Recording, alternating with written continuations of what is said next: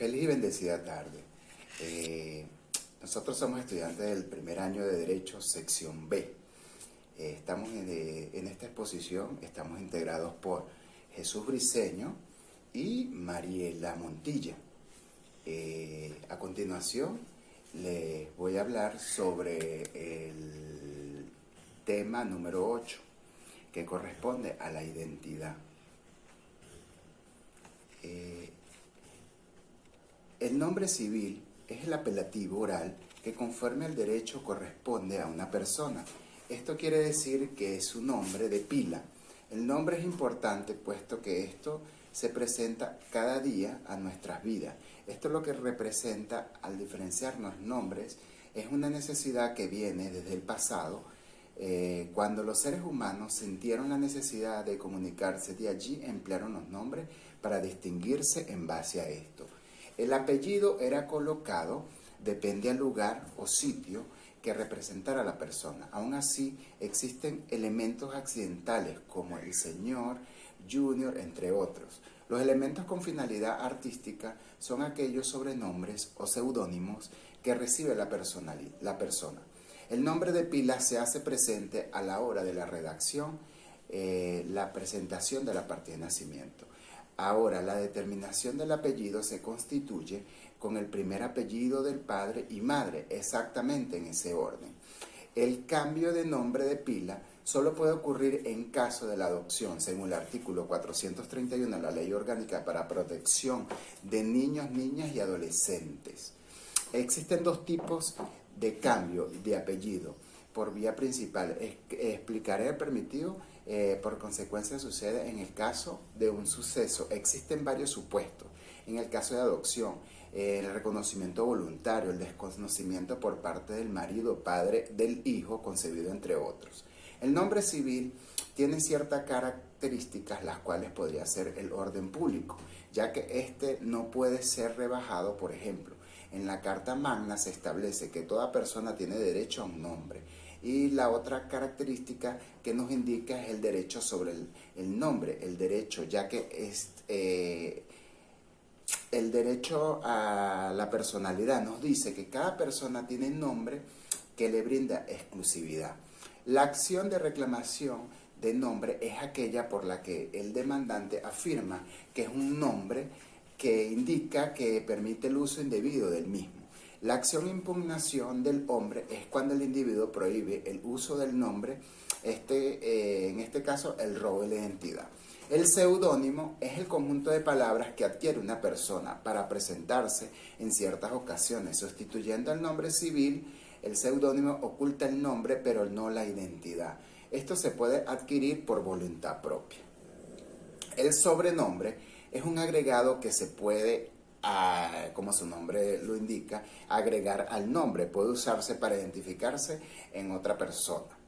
La identificación es la prueba de identificar. Esto se puede hacer por medio del acta de nacimiento, la cédula, el pasaporte, las huellas dactilares, en el registro apelativo oral, conforme el derecho corresponde a una persona. Esto quiere decir que es un nombre de pila.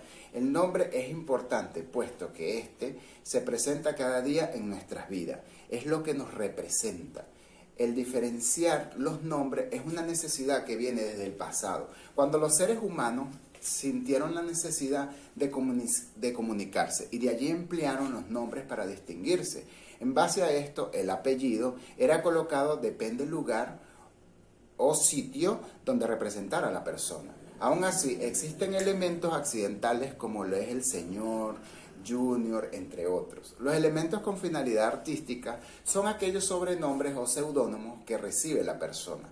El nombre de pila se hace presente a la hora de la redacción o presentación de la partida de nacimiento. Ahora, la determinación del apellido se constituye con el primer nombre del padre y el de la madre, exactamente en ese orden. El cambio del nombre de pila se puede ocurrir en el caso de la adopción, según el artículo 431 de la Ley Orgánica para Protección de Niños, Niñas y Adolescentes.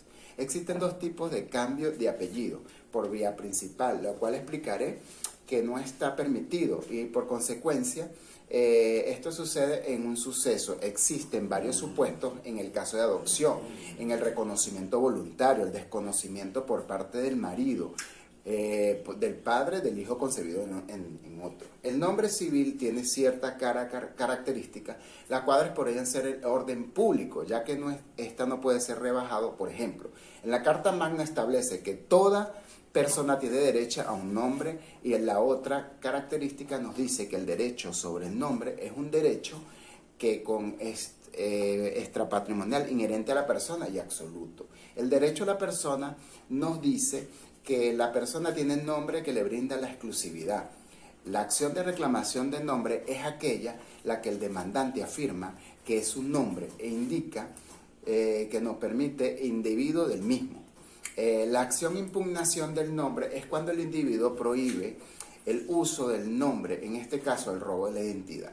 El seudónimo es el conjunto de la palabra que adquiere una persona para presentarse en ciertas ocasiones.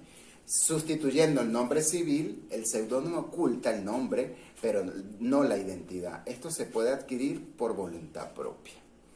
El sobrenombre es un agregado que se puede agregar, como su nombre lo indica, puede usarse para identificar la persona de otra. La identificación es la prueba de identificar una persona. Esto se puede hacer por medio de la partida de nacimiento, cédula, pasaporte e incluso las huellas dactilares. El tema 10, el Estado Civil. El Estado Civil es una de las más antiguas categorías de la ciencia jurídica, en la que se pone en relieve la dificultad de su enunciado y la delimitación técnica. El Estado Civil, conjuntamente con el nombre de la sede jurídica, como lo mencioné anteriormente. En esta sede presenta la sede jurídica, como lo mencioné anteriormente, y el que la sede se presenta como un atributo mayor de la afectación de relacionarse con las cualidades relevantes a nivel jurídico. El ordenamiento jurídico admite varias en distintos ámbitos. Una de las características fundamentales de civil es el apellido, indicativo únicamente del Estado. En el término 9 se mencionó sobre el nombre, que es el atributo que permite identificar a la persona. Y en la sede jurídica, ahora bien, los antecedentes del Estado civil proceden del derecho romano. Existían tres estados. Status libertatis, que es el estado que significa la libertad. Está conformado por los libres y los esclavos. Status civitatis, esto quiere decir que es el estado de ciudadanía y está conformado por los ciudadanos o extranjeros. Status familiu, que es el estado de familia y que está conformado por su nombre lo indica, jefe de familia. Para definir el estado civil hay tres conceptos. Amplísimo son las cualidades o condiciones de las personas que la ley toma la atribución para atribuirle el efecto jurídico. Se puede decir que la posición o relación que tiene el individuo frente a la sociedad, en la cual cuando se habla de la sociedad es porque existe un marco jurídico, hay un Estado de Derecho y este conlleva a lo que retribuye a la persona, y esto conlleva a un efecto jurídico. Concepto amplio del Estado civil. Comprenden tres estados. El estado político es un conjunto de condiciones o cualidades jurídicamente relevantes que se refiere a la posición del individuo frente a una comunidad política. Ejemplo, nacionalidad. La nacionalidad es el estado civil. Todos somos venezolanos. Algunas personas que estén en el territorio de Venezuela, así sea como en el país, así sean extranjeros, la nacionalidad la podemos definir como el vínculo que pertenece al individuo, al Estado. Cuando se habla del Estado, va vinculado a la nación. La ciudadanía es el vínculo que busca unir un individuo a la organización estatal y la actitud para ejercer el derecho político. Esto reconoce a la nacionalidad. Y la regionalidad es un vínculo de pertenencia a la región, importante a los estados federales. Es importante a los efectos electorales y esto es importante a la nacionalidad. El estado familiar es el conjunto de condiciones o cualidades jurídicamente relevantes a la posición de un individuo frente a una familia determinada. Ejemplo, matrimonio, soltero, casado, divorciado, viudo. parentesco por consanguinidad, que es el vínculo de la sangre, y por afinidad, que es el vínculo que une un cónyuge con los parientes consanguíneos de otro cónyuge. Esto lo establece el artículo 40 del Código Civil venezolano, el cual señala que la afinidad es el vínculo del cónyuge y los parientes consanguíneos de la misma línea. El mismo grado de los cónyuges, característica del estado civil. No hay persona que no tenga estado civil. Necesariamente todos tenemos un estado civil. Por ejemplo, todos tenemos nacionalidad, nombre, apellido, edad, cédula, sexo, en sí mismo. El derecho subjetivo, porque nuestra posición frente a un estado civil determinado va a generar derecho y va a ser frente a un tercero, es el único en sí mismo hecho derivarse a uno del estado. En este caso, así somos solteros, no somos al mismo tiempo casados, divorciados o viudos. Lo único es hecho, se puede derivarse a uno de los estados que tenga alguna alternativa. Si contraemos matrimonio, ya perdimos el estado civil soltero, es absoluto. Erga omnes, se impone frente al tercero, interesa el orden público. Es necesario, toda persona tiene un estado determinado, es imprescriptible, no se adquiere por usurpación y ni se pierde la prescripción estimativa. Consecuencia, influye la capacidad de obrar en la emancipación. Emancipado es el estado de aquella persona o adolescente que haya contraído válidamente matrimonio civil, válido. Influye en la atribución del derecho, los deberes del derecho de los adolescentes, ejemplo, el estado del padre con respecto a la patria potestad. Esto genera la responsabilidad de la crianza, por ende, la obligación de la manutención y derechos sucesorales, entre otros. Tema 11, la posesión de estado. La apariencia de ser titular o de tener un estado civil determinado consiste en gozar una de las ventajas inherentes a dicho estado, así como en soportar los deberes que lo deriven. Existe la posesión de estado en tal sentido cuando alguien disfruta de un estado de familia con dependencia sobre el mismo, del mismo estado. Allí se puede concretar que la posesión de estado significa reconocer el estado civil a quien da forma habitual, notoria y pública, lo viene detectando, presumiéndose así la realidad consecuencia de la apariencia. La posesión de estado existe cuando un medio probatorio para demostrar del estado civil determinado. Ejemplo, cuando una persona, su estado civil es casado y de la misma manera de probarlo a través de una copia certificada o simple del acta. El registro civil, por ejemplo, si se llega a quemar y se queman todos los libros donde está sentado dicha acta de matrimonio, el legislador crea esta figura jurídica llamada la posesión de estado. Según la naturaleza jurídica, la posesión de estado existe de carácter supletorio o subsidiario en relación con el estado civil. La familia, la prueba principal o por excelencia en la correspondiente partida o acta del estado civil, de la delegación donde fue. La intervención jurisdiccional es el tribunal. Esto es a la hora de la partición judicial. Ejemplo, se perdieron todos los registros, yo quiero demostrar si soy hijo de Enrique. Yo activaría el órgano judicial, la posesión de estado. Según Francisco Hom, es un medio de prueba de cierto estado civil. Está integrado por demostrar por lo interesado el estado civil que se trata, para llegar a la conclusión de que goza la posesión de dicho estado. Francisco Hom quiere decir que es un medio probatorio de cierto estado civil. Los estados civiles traen como consecuencia jurídica el del cónyuge y el del hijo, patrimonialmente de acuerdo al derecho que acarrea a los niños.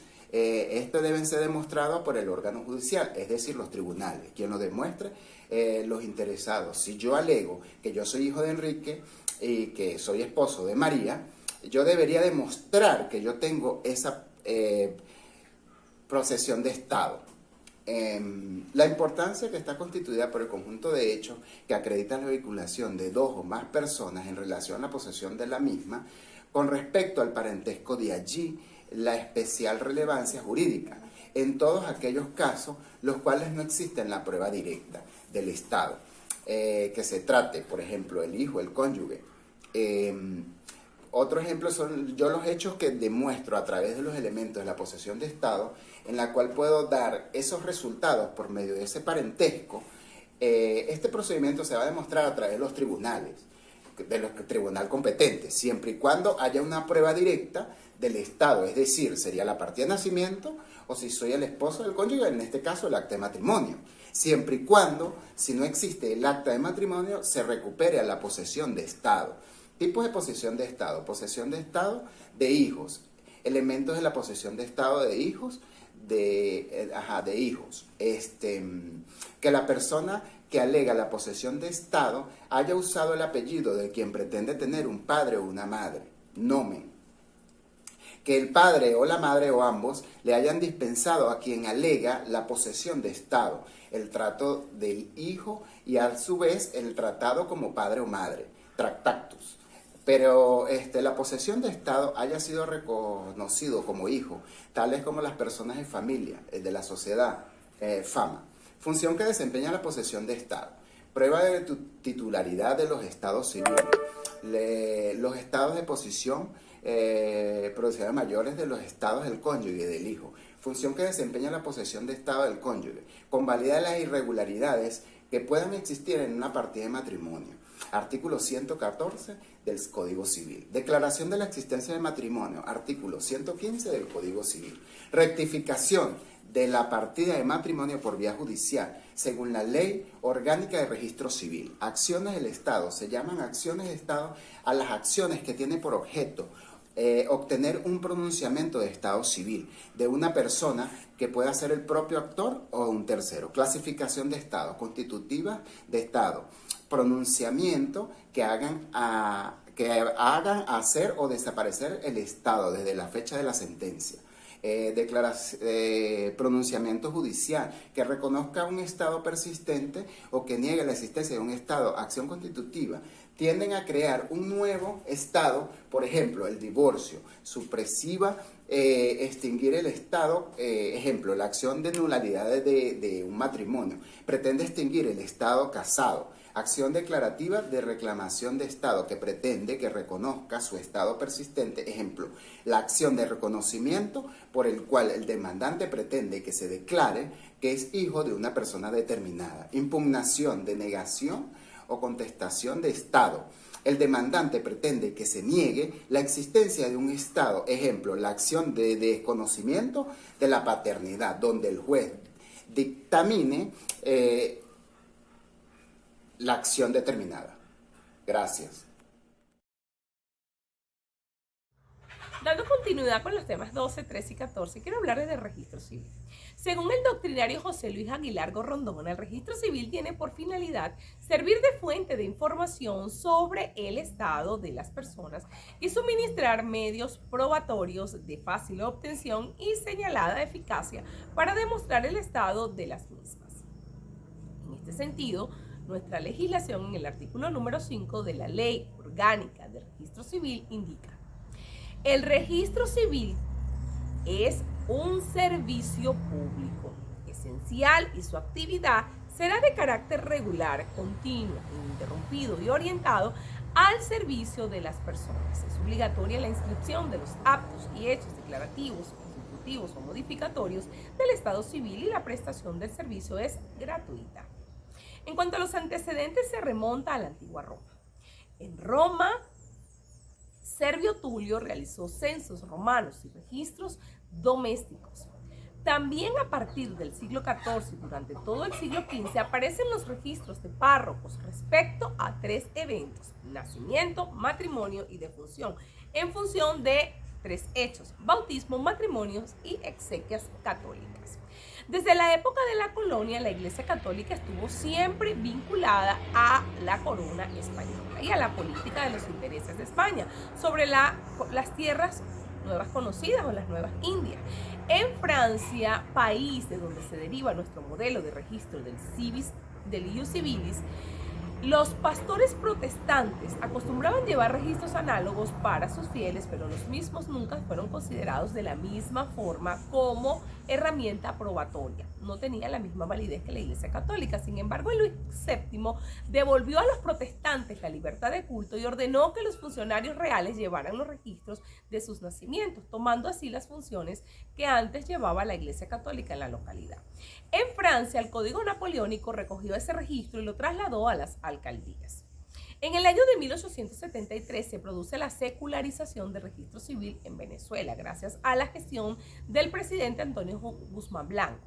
Los registros fueron asumidos por el Estado y empleados los registros desde antes de 1873 solo como por pruebas válidas supletorias. En la Constitución de 1999 se le concedió al Poder Electoral un papel fundamental en sus artículos 292 y 293, ordinal 7.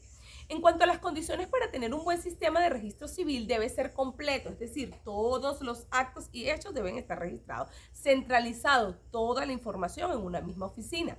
Público, toda persona tiene que tener acceso al registro. La Constitución de 1999 creó el Poder Electoral y en su seno insertó la competencia para llevar registros civiles, es decir, status civitatis y electoral. En cuanto a la capacidad, vamos a hablar un poco de la capacidad. La capacidad de obrar y en especial la negocial no debe reconocerse sino a las personas que tengan cierto grado de desarrollo psíquico y de experiencia vital. El derecho continental romano o francés, de donde se deriva nuestra legislación, tradicionalmente dividió a las personas en dos grandes grupos, mayores y menores, según la edad. Según este criterio se determina la edad, 18 años para nuestra legislación local, es decir, civilmente hábiles, lo que conocemos como civilmente hábiles. En general, los mayores de edad tienen capacidad de negociar plena, general y uniforme. Entre tanto, los menores de edad tienen una incapacidad negocial plena, general y uniforme, a menos que intervengan las excepciones de la norma mediante la emancipación y la habilitación para ejercer el comercio. Algunos principios indican lo siguiente: la capacidad de obrar presupone la capacidad de goce. Sin embargo, la capacidad de goce no presupone la capacidad de obrar. Es decir, la persona es titular del derecho, pero sin capacidad de obrar. Puede disfrutarlo, puede tener el goce, pero un menor no tiene capacidad para vender una propiedad. La capacidad es la regla y la incapacidad es la excepción. En materia delictual, son incapaces personas privadas intelectualmente del discernimiento. En cuanto a la clasificación, de goce legal o jurídica es la aptitud para ser titular del derecho, de obrar, producir plenos efectos jurídicos mediante actos de la propia voluntad. En cuanto a la minoridad, hablemos un poco de minoridad. Es considerado un estado de incapacidad de obrar en razón de la edad, salvo que la ley conceda algunos supuestos específicos. El ser humano que no ha alcanzado la mayoría de edad en Venezuela, que es 18 años, y en cuanto al marco legal, la Ley Orgánica para la Protección del Niño, Niña y Adolescente indica que la pubertad dura hasta los 18 años, es un periodo en el cual hay una maduración y hay un contenido de su crecimiento y desarrollo que el derecho reconoce. La mayoridad en Roma era a partir de los 25 años de edad. La minoridad da lugar a diferentes regímenes de protección. Régimen que representa protección, patria potestad, tutela y colocación. La incapacidad de obrar de menores propios de la minoridad y el sometimiento a la potestad de una tercera persona. Existe una incapacidad plena en los menores, pero existen excepciones. Según el Código Civil, el artículo 222. Las personas que no sean mayores de edad pueden ejercer la patria potestad sobre sus hijos, aun cuando no tienen el poder de representarlos en los actos civiles. Esta edad mínima para casarse es de 16 años de edad. Y la LOMNA también concede excepciones, ciertamente para dar capacidad de negociar. Que tenga muy buen día y que Dios me los bendiga.